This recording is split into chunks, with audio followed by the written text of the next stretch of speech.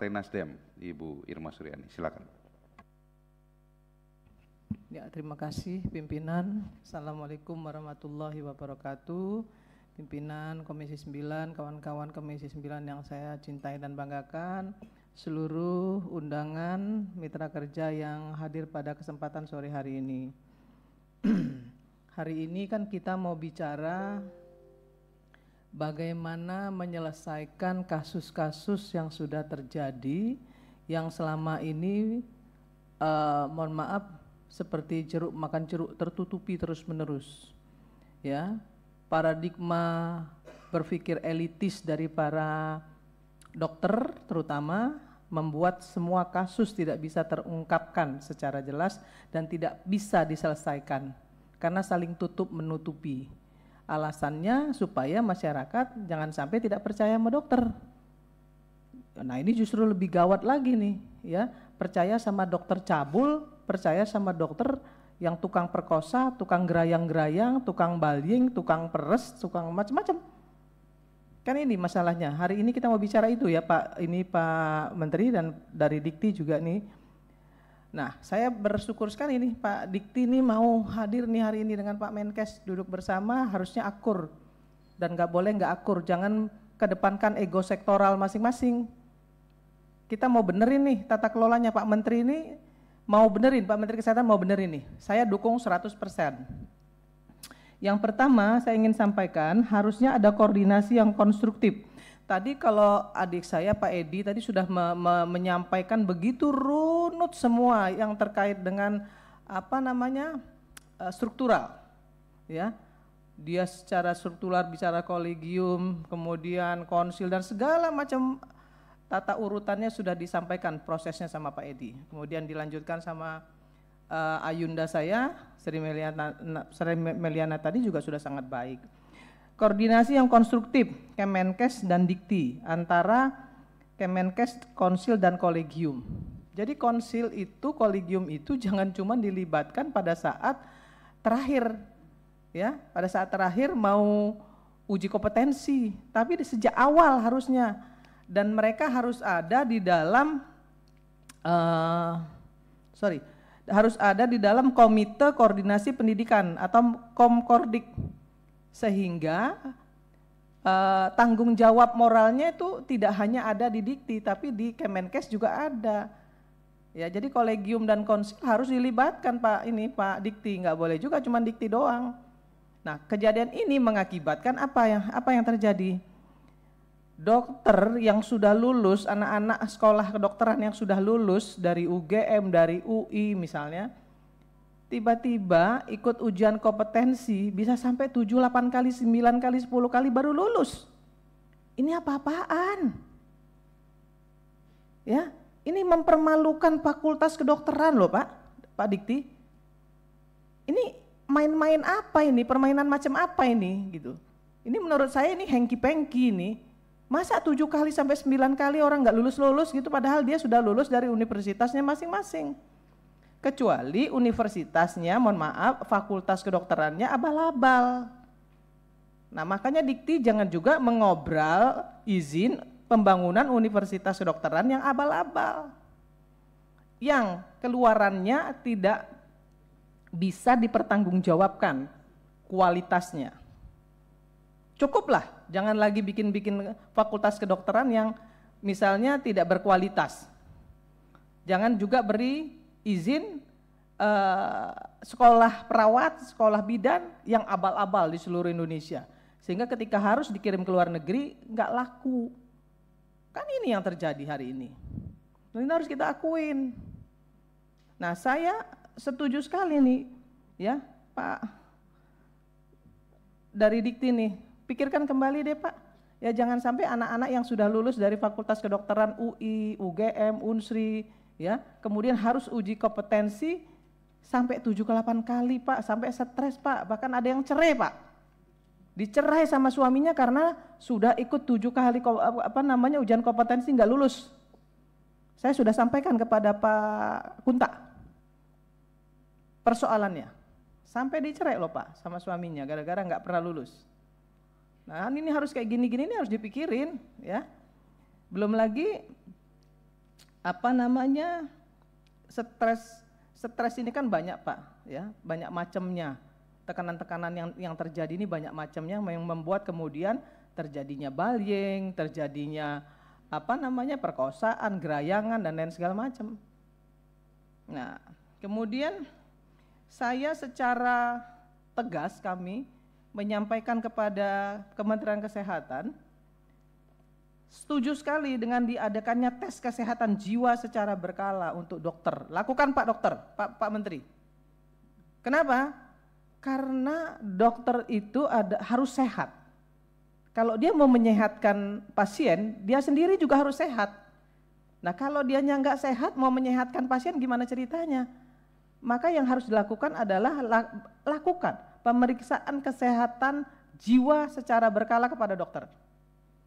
Jadi jangan berpikir bahwa dokter itu adalah wakil Tuhan di dunia untuk menyembuhkan manusia, tapi mereka sendiri nggak pernah tersembuhkan dari penyakit-penyakit yang ada pada diri mereka. Dia manusia biasa.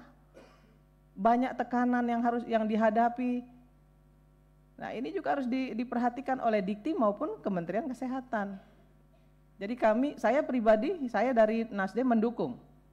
Lakukan uji kesehatan secara berkala, uji kesehatan mental secara berkala kepada semua dokter. Terjadinya praktek bullying secara fisik, verbal, karena dokter harus sehat, ya, baru menyehatkan orang lain. Kemudian uji kompetensi tadi sudah saya sampaikan. Nah, Dikti juga jangan ngobrol izin pendirian pendidikan kedokteran, perawat dan lain-lain sudah saya sampaikan di sini Pak. Tolong Pak, malu kita Pak dengan luar negeri Pak. Banyak kita ngirim nurse, tapi nggak pernah banyak Pak yang ditolak. Karena apa? Karena kompetensinya nggak memadai. Perawat Pak, banyak Pak, abal-abal Pak. Jadi jangan lagi keluarkan izin untuk sekolah keperawatan, kebidanan yang abal-abal. Nah, kemudian terakhir ini saya ingin menyampaikan, karena tadi sudah lengkap sekali Pak Edi menyampaikan, kemudian Mbak Sri Meliana menyampaikan, saya ingin menyampaikan bahwa untuk memberikan hak dan kewajiban kepada PPDS. Jadi PPDS ini kan harus mendapatkan haknya, ada apa namanya ya, kompensasi, ada gaji lah, karena dia bekerja di sana. Itu wajib Pak Menteri, lakukan Pak. Beri itu sebagai satu prasyarat kepada rumah sakit, karena rumah sakit kan ada keuntungan Pak. Ini rumah sakit jangan juga selalu ngelak-ngelak nih, ya kan? Kejadian gerayangan, kejadian perkosaan itu terjadinya di rumah sakit loh Pak Bambang. Nah Pak Bambang, ya mau klinik mau rumah sakit sama bagi saya. Itu yang terjadi, yang meninggal kan di rumah sakit, iya kan? Jadi nggak usah ngeles-ngeles itu di klinik di mana, pokoknya beresin. Malu kita Pak. Nah, ya beri mereka haknya, jangan hanya diminta kewajibannya, PPDS ini. Nah bagi PPDS, saya berharap Pak Menteri Kesehatan untuk bisa melakukan kontrak Pak, kontrak kerja antara PPDS dan rumah sakit. Bukan hanya rumah sakit dan fakultas kedokteran, tapi juga antara PPDS dan rumah sakit terkait dengan yang tadi, insentif tadi. Karena di situ, karena dia mendapatkan insentif, maka dia harus mematuhi code of conduct dari rumah sakit itu. Nah itu juga akan menjadi kontrol sistem yang efektif terhadap kejadian-kejadian yang terjadi di rumah sakit, bullying dan lain sebagainya. Saya kira ini penting juga untuk disampaikan kepada Dikti maupun Pak Menkes. Sekali lagi saya ingin menyampaikan, dari semua yang kita bicarakan hari ini, perbaikan tata kelola etika profesi, disiplin profesi, hukum, Pak Menkes sekali lagi lakukan, ya, lakukan menjadi prasyarat bagi semua dokter dalam harus melakukan uji kesehatan mental secara berkala, 6 bulan sekali atau 1 tahun sekali, silakan. Jadikan itu prasyarat, kalau mau dapat STR atau SIP harus lakukan uji itu, kalau enggak itu enggak usah kasih. Saya kira itu penting banget bagi kita semua dan kita harus membuka diri lah ya. Ini kadang-kadang nih dokter-dokter ini selalu elitis Pak. Ya, elitis banget gitu. Merasa dirinya tuh apa ya? Enggak tersentuh gitu. Jadi ini rahasia. Jangan sampai masyarakat tahu kalau ada terjadi sesuatu, nanti masyarakat nggak percaya dan lain sebagainya. Itu menjadi alasan sehingga kemudian semua persoalan yang ada di kedokteran itu nggak pernah terselesaikan. Nah ini nggak boleh lagi terjadi. Kita semua membuka diri, Komisi 9 mendukung penuh.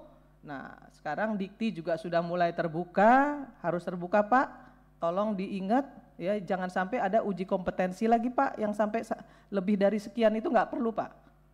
Nah kecuali memang dari universitas yang abal-abal tadi saya lihat, makanya universitas abal-abal itu perlu mungkin ditutup lah Pak, ya nggak perlu juga, kan ini berkaitan dengan nyawa manusia nih Pak, kalau universitasnya abal-abal nggak perlu lah, ya diperbanyak aja kuota untuk bisa melakukan pendidikan, atau bikin fakultas kedokteran tapi yang berkualitas.